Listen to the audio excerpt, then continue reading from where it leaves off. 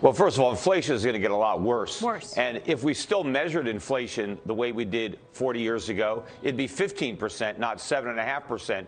And the rate hikes that they've proposed are completely inadequate. In fact, the Fed is intending to pursue an accommodative monetary policy, even if they raise interest rates to 1 or 2%. That is highly accommodative. That's the same type of interest rates they had when inflation was below 2%. You've got inflation at 7.5%, even the way they measure it, and rising. The only way to put out this fire is to have positive real interest rates. The Fed needs to get above the inflation rate. We're not even going to get close. So they're going to continue to pour gasoline on the fire. And so the entire time the Fed is inching up rates, inflation is actually going to be moving higher. Inflation is going to be worse in 2022 than it was in 2021. And real interest rates are going to continue to fall even as the Fed raises nominal rates. So, Peter, then what happens to the economy? The economy is in a lot of trouble. It's massive stagflation. And the problem is people still don't recognize the box that the Fed put us in, because there is no interest rate that the Fed could put to fight inflation that the economy could withstand. If the Fed has to fight inflation, we not only have a massive recession and a crash in the stock market and the real estate market, but we have a much worse financial crisis than the one we had in 2008. See, the reason the Fed pretended that inflation was transitory when it obviously wasn't is because they have no ability to fight it. And now that they're no longer pretending that inflation is transitory, they're pretending that they're going to fight it when they can't. They need to raise rates right now. I mean, they need to stop quantitative easing. They need to start tightening and shrinking the money supply and removing all this liquidity. You know, the 10 years of low inflation that we had, we're about to pay the price for that, because the Fed kept creating inflation, printing money, and staring at the broken CPI and assuming that because the CPI wasn't having a reading that was above 2%, that they had the green light to create more inflation. Well, it works with a lag, and now we're catching up to all the inflation that we created over the past decade, and it's just starting to take hold. And we really dialed it up starting with the pandemic. That was the worst possible combination of monetary policy, because as we ordered people to stop working and people went home and were no longer producing goods and services, we gave them additional money to buy the stuff that nobody was producing. So we had even more money chasing fewer stuff. We have an inflationary tsunami, and we have barely even caught up to that. This is just getting started. You know, unlike the 1970s where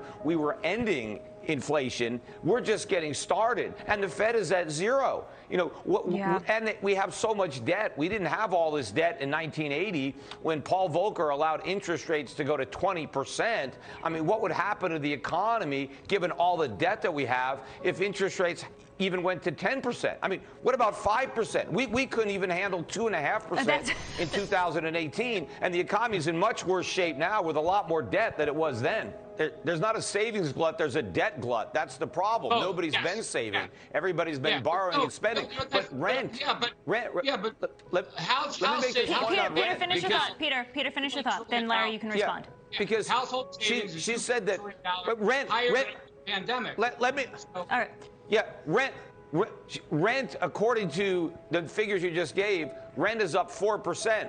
Rent is up 3 or 4 times that much. The government is lying about rent. Yeah. That's a third of the CPI. They're using owner's equivalent rent. That number doesn't exist. Nobody pays that rent. If the government used actual rent or home prices, the number would be much higher, and that would reveal a much higher increase in the CPI. There is no way you can fight historically high inflation with 1% interest rates. 1% interest rates was the rate that Alan Greenspan slashed rates to in 2002 to stimulate the economy after the stock market bubble popped and we had that recession.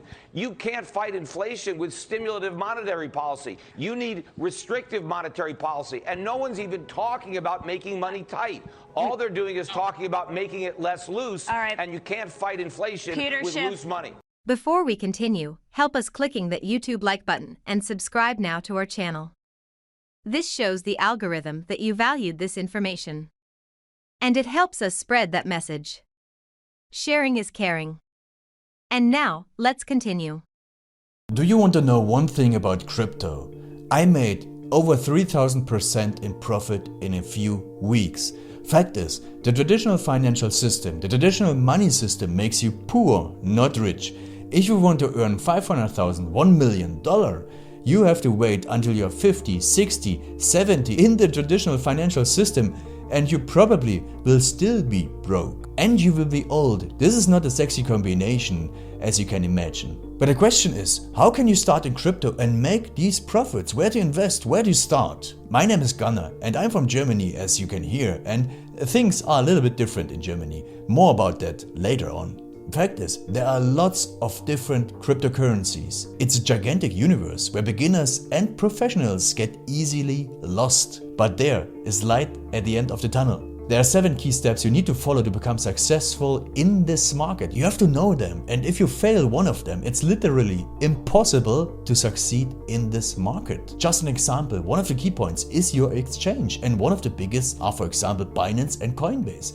These are trusted and well-established exchanges, but, and this is a big but, you won't find the super profitable coins on those exchanges. The unknown super profitable coins that get gigantic profits are not traded on those kind of exchanges. They are traded on much smaller insider platforms that are barely known. And I can tell you what those super secret exchanges are and why they are so profitable. And another super important thing are the right information sources. The point is, the internet is gigantic. There are hundreds and hundreds of YouTube channels, blogs, pages, and much more. And there are also market makers and influencers. For example, Elon Musk, he is not a crypto guy, but the moment he recommended Dogecoin, it went through the roof, to the moon, so to say. But why did he recommend it? Where did he hear it from? He didn't hear it from newspapers. And believe me, he is listening to someone. But you have to know who, and you have to react before he is reacting. This is really important. And these are only 2 of the 7 steps you have to follow in order to be successful in crypto. And if you want to know all of these steps in much more detail, and if you want to have a comprehensive checklist, here's what you should do. There is a link below this video. Click on this link and you will get the opportunity to subscribe to my channel. Click on the link and you will see a video where I explain the next steps. So see you soon. Click on the link now. I'll see you there.